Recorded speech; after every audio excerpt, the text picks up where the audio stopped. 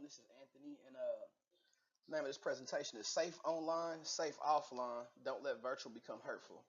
Basically, it's talking about how the online world can basically manifest itself in the real world, causing unsafe situations, and how you can prevent them. In today's world, the use of the internet has been embedded into our daily activities and our society. We do everything with the internet today on mobile devices. Our kids, our children, all the members of our family utilize mobile devices or the internet at one point or another earlier in life and later in life as well. But what does that mean? That means that also the dangers associated with the internet are embedded to our lives also as a result. Practicing privacy online will help keep you safe offline. The virtual world definitely has the ability to affect the real world, and these are the things that you need to know. What we assume, we make assumptions, and some of these assumptions can basically allow us to suffer or become potential victims to the pitfalls and the dangers associated with utilizing the internet. Okay, the biggest assumptions are it will never happen to me. Only my friends can see my activities. I need to share something right now. I'm not famous or rich, so nobody cares what I do or where I do it. My password is good enough. Hacking only requires computers. My post on social media won't be interpreted or misinterpreted, that is. And all of these assumptions are common assumptions that eventually will lead to problems for people. All right, an example of this can be Justine Seiko. She let out a tweet that said, "Going to Africa, hope I don't get AIDS, just kidding, I'm white." And this is a perfect example of it's not what you meant when you post, but it's what others think. Basically, she was making fun of people who make racist comments about Africa. From the time that she flew from New York to South Africa, her whole career was gone. Everything she worked for in life was gone due to internet shaming. You guys can Google it and read more about it if you want. All right. Sharing a password is not caring.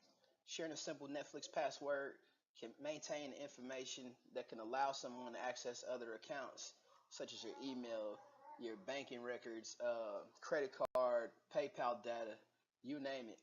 And the reason why sharing that password leaves you so vulnerable is for the simple fact that most people utilize the same passwords across uh, different websites and for different accounts. So once you share a password, username and password with someone, there's no guarantee that they're not going to sell or share that password again and leave you vulnerable. All right, your data is your life. Here on this slide, in Colorado, this is an example where a person was shot and killed as a result of a customer replying to an ad on Craigslist in which the person who created the ad supplied the assailants with their own personal address instead of meeting up at a safe location such as a police station, parking lot, or a crowded shopping mall. All right, we need to learn from others.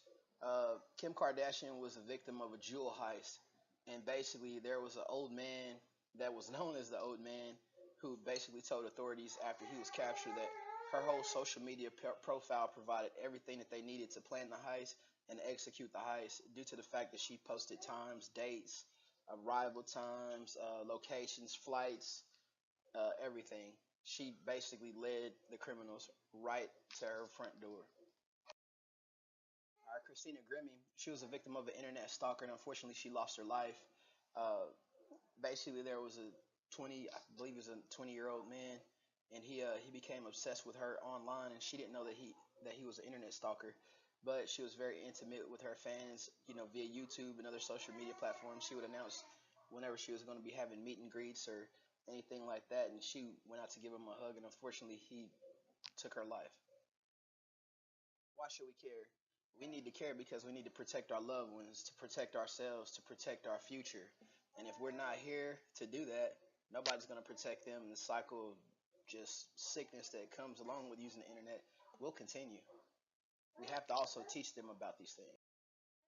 So, what can we do? Never share passwords or usernames. Disable location services or GPSs on your devices. Use an alias or alternative online identity. Never allow browsers to save your account information. Post vacation pics and videos only after you've returned. Okay, you don't want to let the bad guys know that you're gone. All right, take privacy seriously because this thing is very real. People all the time they just discount this, but they don't understand People are stalked. People lose their lives. You know, there's more to internet privacy than just a username and a password. Only meet with online acquaintances in public places such as the police station or inside a crowded shopping center, like I told you before. Never post any information about where you work. Never post a daily schedule, especially with time data. Educate our children, families, and peers about staying safe online. And that's the things that we can do.